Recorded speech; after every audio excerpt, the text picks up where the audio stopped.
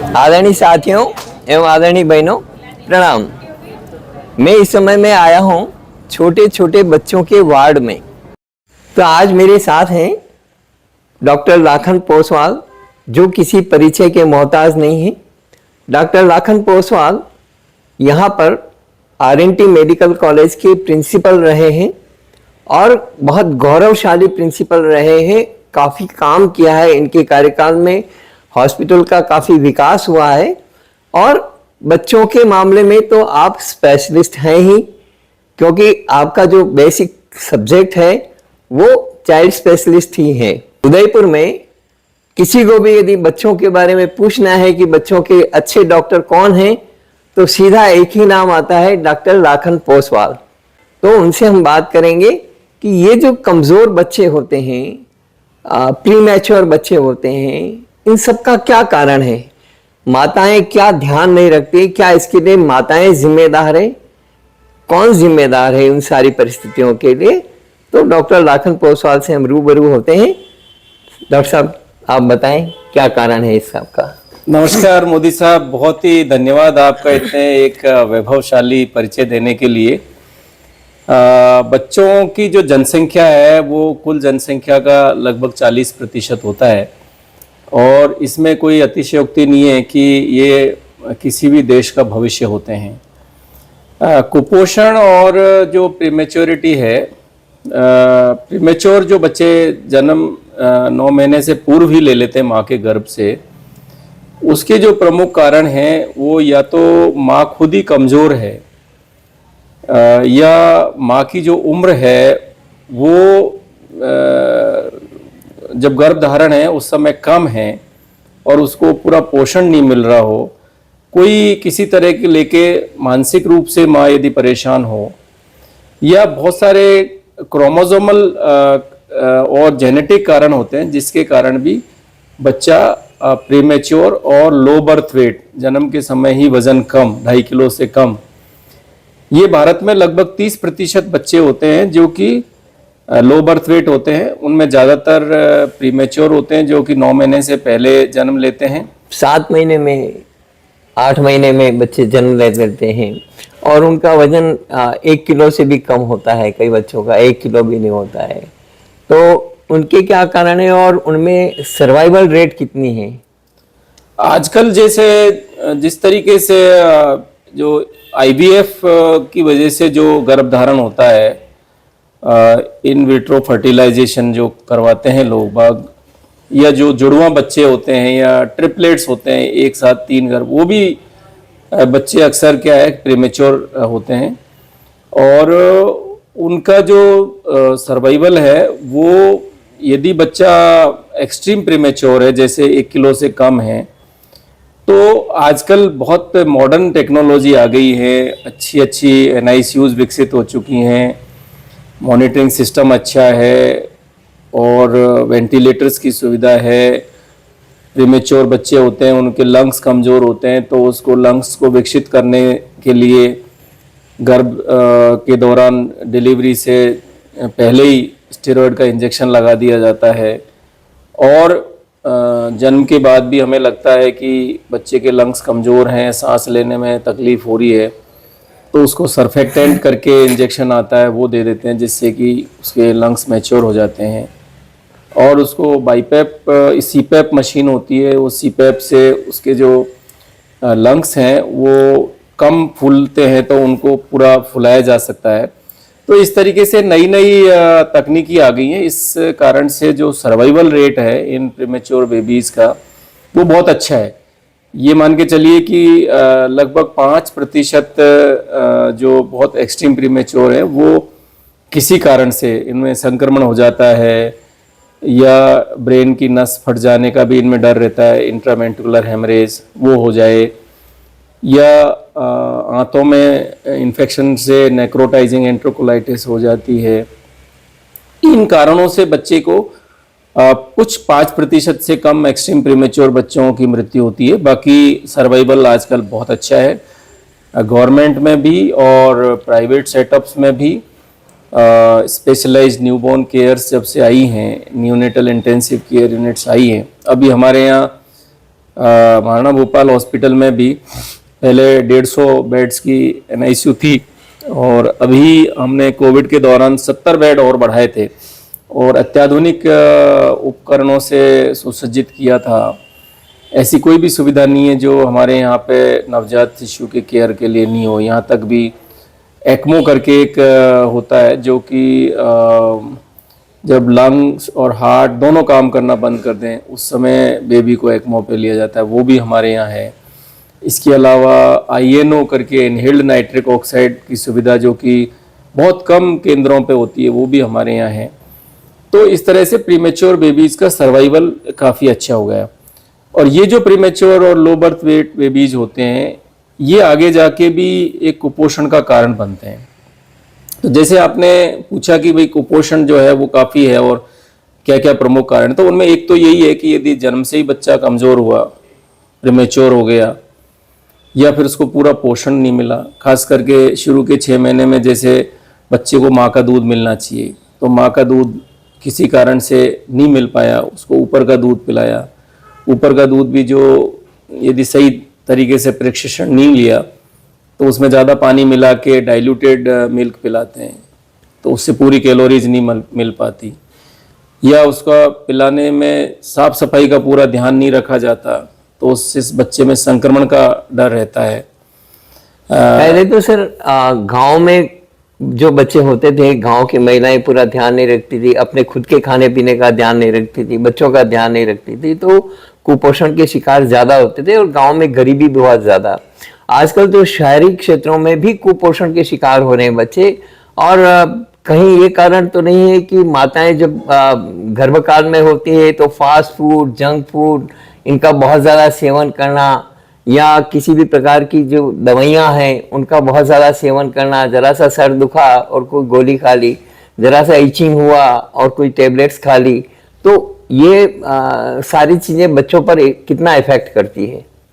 देखो, junk food और संतुलित आहार नहीं लेना और नियमित व्यायाम नहीं करना या कोई भी शारीरिक कार्य नहीं करना, इससे माँ के अंदर ओबेसिटी, मोटापा आने की संभावना रहती है, ब्लड प्रेशर बढ़ने की संभावना रहती है और गर्भावस्था के दौरान डायबिटीज़ होने की संभावना रहती है।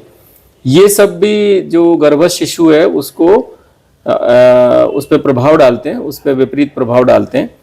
तो ये जो दिनचर्या आपने बताई है शहरों की, उसका भी गर्भस्थ शिशु के ऊपर कुप्रभाव पड़ता है। और ऐसी माताएं हमने देखा कि शहर में जो अच्छे पढ़ी लिखी भी हैं और अच्छे आर्थिक रूप से भी संपन्न हैं, वो भी जो शिशु को 6 महीने तक केवल स्तनपान कराना चाहिए वो नहीं करा पाती। वो या तो किसी कारण से उनको ये लगने लग जाता है दूध कम आ रहा है और जल्दी ऊपर का दूध पिलाना शुरू कर देते हैं, वो भी शिशु के स्वास्थ्य पर विपरीत असर डालता है। वैसे आमतौर पर साल भर तक बच्चे को फीड कराना चाहिए सर? नहीं, 6 महीने तक तो केवल स्तनपान कराना चाहिए और 6 महीने बाद स्तनपान के साथ साथ पूरक आहार देना चाहिए। स्तनपान को 2 साल की उम्र तक, बच्चा जब तक 2 साल का नहीं हो तब तक चालू रखना चाहिए। ये बहुत अच्छी बात है। और 2 साल तक हम ये कहते हैं कि भाई उसको ऊपर का और कोई दूध नहीं देना। 6 महीने तक तो केवल माँ का दूध, 6 महीने बाद माँ के दूध के साथ साथ पूरक आहार, और वो माँ का दूध 2 साल तक चालू रखिए। उसके बाद भले उसको ऊपर का दूध और ये दीजिए, बाकी ठोस आहार ज़्यादा देना है। जैसा आपने वार्ड में देखा, अभी हमारे यहाँ पे जो गांव से, ग्रामीण परिवेश से जो बच्चों को लेके आते हैं लोग, उनमें कुपोषण काफ़ी है। ये मान के चलिए कि जो गंभीर कुपोषण है वो करीब 6 से 8% होता है और लगभग 30 से 40% बच्चे हैं वो या तो उनका वजन जो जितना उस उम्र के हिसाब से होना चाहिए उससे कम होता है, उसको स्टंटिंग बोलते हैं, या उनका जो वजन है वो उम्र के हिसाब से और लंबाई के अनुपात में कम होता है, उसको वेस्टिंग बोलते हैं। तो हमारे यहाँ पे वेस्टिंग और स्टंटिंग, मतलब कम वजन और कम लंबाई, ये दोनों बहुत कॉमन है।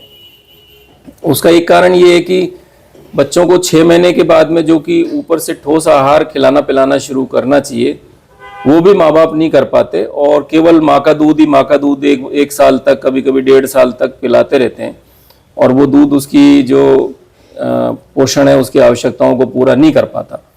पूरक आहार जरूरी है। पूरक आहार 6 महीने का पूरा हो जाए बच्चा, उसके बाद में आवश्यक है। और ये ग्रामीण क्षेत्रों में कुपोषण का एक सबसे प्रमुख कारण है, पूरक आहार नहीं। पूरक आहार में क्या क्या चीजें, जैसे पूरक आहार में जो घर पे जो बनी हुई चीजें हैं, जो आराम से बनाई जा सकते हैं और जो उपलब्ध हैं, जैसे कि दाल है, दलिया है, दाल का पानी, चावल का पानी नहीं, पानी से तो पोषण नहीं जाएगा, उसको थोड़ा मसल के थोड़ी पतली दाल, जिससे राब, कि पतली राब जैसा, पतली राब भी दे सकते हैं। बिस्किट भी दूध में मिला के दे सकते हैं, या फल हैं वो सारा मैश करके, जैसे केला इजीली पच जाता है, फलों को मैश करके देना चाहिए, फलों को मैश करके देना चाहिए, केला, एप्पल वगैरह। और थोड़ा सा जब वैसे बच्चा 8-9 महीने का हो जाए तो उसको रोटी भी मसल के दे सकते हैं, दाल चावल दे सकते हैं, खिचड़ी दे सकते हैं, खिचड़ी दे सकते हैं, सभी सब्जियां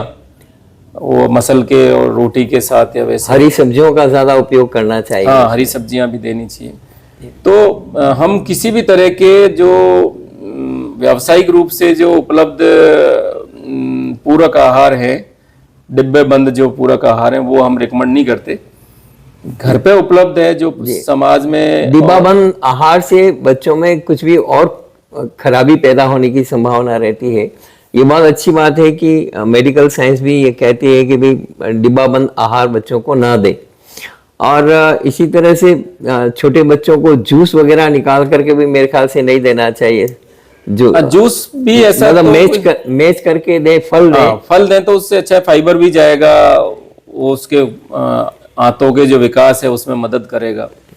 और कोशिश ये करनी चाहिए कि सर 5 साल तक के बच्चे को किसी प्रकार की दवा ना देनी पड़े, तो पूरा स्वस्थ रहे बच्चा, उसका खान पान इस तरह का हो तो ठीक है। एक्स्ट्रा ऑर्डिनरी कंडीशन में तो दवाइयाँ देते ही हैं, सब करते हैं, लेकिन जैसे मैंने देखा है कई विकसित देशों में कि 5 साल तक के बच्चों को कोई दवा वगैरह देना रिकमेंड नहीं करते जनरली। सामान्य रूप से घर की चीजें ही उनको दी जाती है ताकि वो बच्चा स्वस्थ रहे। तो आपका क्या ख्याल है इस बारे में?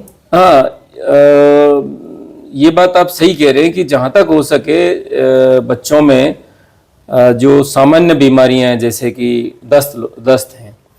अब छोटे बच्चों में जो दस्त होते हैं वो वायरल डायरिया होता है, उसमें किसी तरह की कोई एंटीबायोटिक की जरूरत नहीं होती है। मगर आमतौर पर जितने भी जो चिकित्सक हैं वो आवश्यकता नहीं होने के बावजूद भी कभी कभी एंटीबायोटिक लिख देते हैं, वो नुकसानदायक है। वायरल जो बीमारियां होती हैं उनमें एंटीबायोटिक काम नहीं करती, वो सेल्फ लिमिटिंग होती हैं। इससे एक तो बच्चे को एंटीबायोटिक के साइड इफेक्ट भी आते हैं, और दूसरा उनकी रोग प्रतिरोधी क्षमता भी कम हो जाती है बच्चों हाँ, की। और वो एंटीबायोटिक से रेजिस्टेंस भी डेवलप हो जाता है, तो समाज में ऐसे बैक्टीरिया पैदा हो जाते हैं जो कि एंटीबायोटिक से रेजिस्टेंट हो जाते हैं। इसी तरह से जैसे सिंपल वायरल बुखार है या खांसी जुकाम के साथ जो बुखार है, वायरल सोर थ्रोट है, इनमें एंटीबायोटिक की जरूरत नहीं होती। मगर आमतौर पर जो खांसी जुकाम और सोर थ्रोट और वायरल फीवर है उसमें भी एंटीबायोटिक दे दी जाती है, जिससे कि बच्चे को भी नुकसान होता है और एक कम्युनिटी में भी एक रेजिस्टेंट टाइप के बैक्टीरिया पैदा हो जाते हैं। जी, कई बार जो है ना हम देखते हैं कि जन्मते ही बच्चे को जॉइंटिस होता है। ये जॉइंटिस क्यों हो जाता है बच्चे को, जन्मते बच्चे को? हाँ, फिजियोलॉजिकल जॉन्डिस होता है जो कि लगभग 60% नवजात शिशुओं को होता है। उसका कारण ये होता है कि जब बच्चा पैदा होता है उस समय उसमें हीमोग्लोबिन बहुत ज़्यादा होता है, 16 से लेके 20 ग्राम तक हीमोग्लोबिन पर डेसीलीटर होता है। और वो जो हीमोग्लोबिन होता है वो फीटल हीमोग्लोबिन उसमें ज़्यादा होता है, जो कि फीटल हीमोग्लोबिन वाली जो लाल रक्त कणिकाएं हैं उनका लाइफ स्पान कम होता है, तो वो जल्दी डैमेज हो जाती हैं, और ज़्यादा आरबीसी होंगी तो ज़्यादा डिस्ट्रक्शन होगा। इसके अलावा बच्चे का लीवर भी पूरी तरह से मैच्योर नहीं होता, तो जो पीलिए का जो बिलिरुबिन है उसका जो मेटाबॉलिज्म है वो लीवर से होता है। तो ये कारण भी है कि नवजात शिशुओं में फिजियोलॉजिकल जॉन्डिस हो जाता है, जिसमें ज़्यादातर में कोई इलाज की आवश्यकता नहीं होती, वो स्वतः ही ठीक हो जाता है। कुछ जो प्रीमेच्योर बच्चे हैं या जिनमें संक्रमण हो जाता है या जिनकी माँ का ग्रुप तो जैसे नेगेटिव है, बच्चे का पॉजिटिव है, या माँ का ग्रुप ओ है और बच्चे का ए या बी है, तो उन परिस्थितियों में पैथोलॉजिकल जॉन्डिस भी हो जाता है, जो कि जांच करके उसका इलाज करना आवश्यक होता है। जी। अभी चाइना में बच्चों में बहुत ज़्यादा प्रॉब्लम आ रही है, बच्चे बहुत ज़्यादा बीमार हो रहे हैं, और यहाँ पर भी काफ़ी संक्रमण फैला हुआ है। कहीं बच्चों को मलेरिया हो रहा है, कहीं डेंगू हो रहा है, शहर के बच्चों को डेंगू हो रहा है, गांव के बच्चों को मलेरिया हो रहा है। तो इसके लिए आपका क्या सोच है या क्या कहना चाहते हैं? देखो, चाइना में जो एक एटिपिकल निमोनिया हो रहा है, उसका अभी तक कोई एक कारण पता नहीं लग पाया है। जैसे पहले कोविड हुआ था तो वो सभी जगह कोविड ही कोविड था, मगर अभी कुछ कोविड भी है, उनमें कुछ वायरल निमोनिया भी है, कुछ बैक्टीरियल निमोनिया भी है। कुछ बैक्टीरियल निमोनिया में एटिपिकल निमोनिया, जैसे माइकोप्लाज्मा करके एक ऑर्गेनिज्म होता है, बैक्टीरिया, उसके कारण से। तो बड़ी मिक्स इटियोलॉजी है, कोई एक पर्टिकुलर कारण नहीं है जिसके कारण से उन बच्चों में मलेरिया हो रहा है। और जहाँ तक आपने डेंगू और मलेरिया का सवाल पूछा, तो ये बात सही है कि आजकल शहर में थोड़ा डेंगू के केसेस ज़्यादा आ रहे हैं, और बारिश के बाद में थोड़ा मच्छर ज़्यादा हो जाते हैं, और उसके कारण से डेंगू के केसेस में बढ़ोतरी होती है। वो इस बार भी हुई है, और ग्रामीण क्षेत्र से खास करके मलेरिया काफ़ी आ रहा है, क्योंकि जो मलेरिया है वो एनोफेलिज मच्छर से होता है। तो वो जो पानी जो ठहरा हुआ होता है, और तालाब और छोटे छोटे ये एनिकट्स वगैरह, ये उनमें जो होता है वो एनोफेलिज, तो उसके कारण गांव में मलेरिया ज़्यादा है। और शहरों में जो खास करके जो छोटे बर्तनों में पानी इकट्ठा रह गया, कहीं कोई टायर में पानी पड़ा हुआ है, या छत पे किसी बर्तन में पानी पड़ा हुआ है, या जो हम लोग प्लांट्स लगाते हैं मनी प्लांट्स, उनमें कोई पानी इकट्ठा हो रहा है, तो उसके कारण जो है एडीज मच्छर पैदा होता है, और उसके कारण डेंगू बुखार होता है। तो ये बहुत आवश्यक है कि हम लोग एहतियात बरतें, बच्चों को पूरे कपड़े पहना के रखें, और जिससे कि मच्छर नहीं काट पाएँ।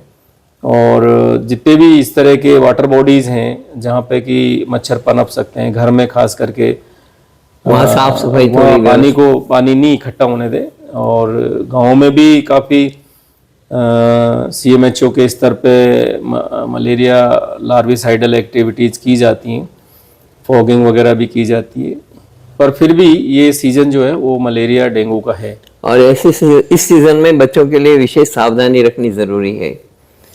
हाँ, अभी क्योंकि सर्दियाँ शुरू हुई है, तो जो मलेरिया और डेंगू के अलावा जो सांस की तकलीफ़ है, खास करके अस्थमा है, निमोनिया है, और वायरल अपर रेस्पिरेटरी इन्फेक्शन है, ये काफ़ी है।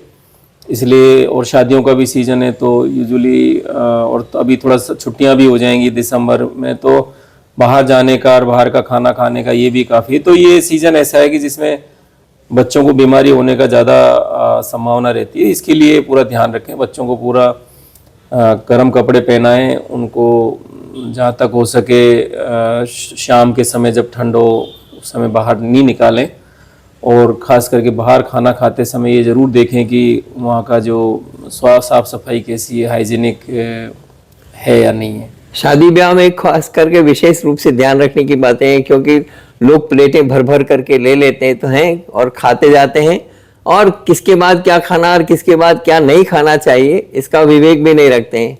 बहुत सारी जगह आइसक्रीम, दही बड़े रात के टाइम में खाए जाते हैं, वो भी बीमारियों का एक कारण बन जाता है। तो ये थोड़ा सा गर्म खान पान हो, सही शुद्ध खान पान हो, इस बात का भी ध्यान रखना चाहिए। अब इतने सारे शादियों में आजकल व्यंजन बनते हैं, तो हर आदमी का मन करता है कि थोड़ा थोड़ा सब में से ले ले, इसलिए प्लेट भर जाती है। आपने सही कहा है, लेकिन उसमें आधा जूठा छोड़ देते हैं, वो दिक्कत है। हाँ, देखो क्या एक तरफ हम कुपोषण की बात करते हैं, बच्चों को खाने को नहीं मिल रहा है, माताओं को खाने के लिए नहीं मिल रहा है, और दूसरी तरफ हम इतना जूठा छोड़ देते हैं, आधा प्लेट जूठा छोड़ देते हैं, तो बहुत बहुत दुख की बात है। हाँ, ये तो है। जो भोजन है उसके अवेलेबिलिटी जो है, उपलब्धता है, उसमें समानता नहीं है, कहीं पूरा उपलब्ध नहीं है, कहीं बहुत ज़्यादा उपलब्ध है। तो थोड़ा सा अपने संयम बरतें, आपको जितना चाहिए खाएं, लेकिन थोड़ा थोड़ा कई बार में लेकर के खाएं तो वो ज्यादा अच्छा है। कम ही खाएं जहां तक हो और सके। जितनी भूख हो उससे थोड़ा सा कम खाएं, हाँ। क्योंकि सर्दी में पाचन क्रिया भी थोड़ी मंद होती है। ग्रामीण क्षेत्र में हमारी जो माताएं बहनें हैं उनमें खून की कमी भी बहुत पाई जाती है, और वो भी एक प्रीमेच्योर बेबी जन्म ले और लो बर्थ वेट बेबी जन्म ले, उसका प्रमुख कारण है। इसलिए उनको बराबर मात्रा में प्रोटीन जैसे दाल है, दूध है, वो मिलना आवश्यक है। बराबर मात्रा में हरी सब्जियां, फल, ये मिलना आवश्यक है। और एक संतुलित आहार के बारे में ग्रामीण क्षेत्र में जागरूकता पैदा करनी चाहिए। बहुत सारे एनजीओज भी ग्रामीण क्षेत्र में काम कर रहे हैं, मगर अभी भी हमारे यहाँ पे महिलाओं में कुपोषण, मतलब वजन कम होना, खून की कमी होना, ये बहुत देखा जाता है। और जितनी जागरूकता होनी चाहिए वस्तुतः उतनी जागरूकता हुई नहीं। आज़ादी के 75 साल के बाद में भी तो एनजीओज वगैरह को भी इस तरफ थोड़ा सा ध्यान दे करके लोगों में जागरूकता लाने का काम करना चाहिए। जागरूकता तभी आएगी जब थोड़ा संपन्नता आएगी और जो लिटरेसी है, शैक्षणिक स्तर, वो सुधरेगा, तब जाके थोड़ा। पर अब बहुत सारे फैक्टर्स हैं, गरीबी भी है और संसाधनों की भी कमी है और शिक्षा की भी कमी है और मजदूरी या थोड़ी छोटी खेत होते हैं उनके, तो इतना उनके पास में अन्न और सब्जियां और ये दूध और ये चीज़ उपलब्ध नहीं हो पाते। तो ये हमें इस बारे में सरकार सभी प्रयास कर रही है, केंद्र सरकार भी, राज्य सरकार भी, पर और ज़्यादा प्रयासों की आवश्यकता है। चलते चलते आखिरी बात, पंडित जवाहरलाल नेहरू कहते थे कि मेरे भगवान बच्चों में हैं, तो उन बच्चों का अच्छे से विकास हो, उस नाते से आप एक वाक्य में क्या कहना चाहेंगे? मैं ये कहना चाहूँगा कि जो एक लाइफस्टाइल चेंज हो रही है, जिसमें कि शहरों में मोटापा, ओबेसिटी बहुत ज़्यादा बढ़ रही है, और ओबेसिटी के कारण मधुमेह की बीमारी, उच्च रक्तचाप की बीमारी और स्ट्रोक और हार्ट की बीमारियां, ये सब बढ़ती जा रही हैं। और छोटे छोटे बच्चों में आ रही है, बच्चों में भी आ रही है सब चीजें। 10-10, 15-15 साल के बच्चों की किसी की किडनियां खराब हो रही है, किसी को स्ट्रोक आ रहा है, किसी को डायबिटीज हो रही है, किसी को, तो ये बहुत तो भारत में भी इस चीज का पेंडेमिक आने वाला है। जो जिस तरह हमने कोविड का पेंडेमिक देखा, ऐसे ओबेसिटी और डायबिटीज, इसका भी भारत में भी पेंडेमिक आ रहा है, क्योंकि बच्चे मोबाइल और स्क्रीन, टीवी का ज़्यादा इस्तेमाल करते हैं। उस दौरान वो खाते रहते हैं, खाने पर नियंत्रण नहीं होता, मोबाइल पे गेम खेलते रहते हैं, फिजिकल एक्टिविटी नहीं के बराबर है। स्कूल्स में भी प्ले के ऊपर ज़्यादा ध्यान नहीं दिया जाता, जबकि कम से कम 1 घंटा जो है बच्चे का 24 घंटे में से, वो एक स्ट्रेनस अच्छी एक्सरसाइज, रनिंग है और कोई भी आउटडोर गेम है, साइकिलिंग है, ये सब चीज़ प्रमोट करनी चाहिए। और इसके विपरीत जो शहर हैं, वहाँ पे जो हमारे कुपोषित बच्चे हैं, उनको अच्छा पोषण मिले, सप्लीमेंट्स मिले उनको, खास करके जैसे आयरन और फोलिक एसिड तो मिलते हैं, मगर इस क्षेत्र में हमने अध्ययन किया कि विटामिन B12 की बहुत ज़्यादा कमी पाई जाती है, और विटामिन B12 की कमी के कारण बच्चे का मानसिक विकास रुक जाता है, उसमें खून की बहुत ज़्यादा कमी आ जाती है, स्किन काली पड़ने लग जाती है, बच्चों के हाथ पैर धूजने लग जाते हैं। तो इस चीज़ की अवेयरनेस अभी कम है। हमने यहाँ बाल चिकित्सालय में काफ़ी इस चीज़ पे रिसर्च पेपर्स भी पब्लिश किए हैं, और हम government of India, ministry of health and family welfares को भी लिख चुके हैं कि भाई इस एरिया में खास करके आयरन, फोलिक एसिड के साथ साथ माताओं को भी B12 दिया जाए, और जो शिशु हैं उनको भी आयरन, फोलिक एसिड के साथ साथ में B12 भी, विटामिन B12 भी दिया जाए।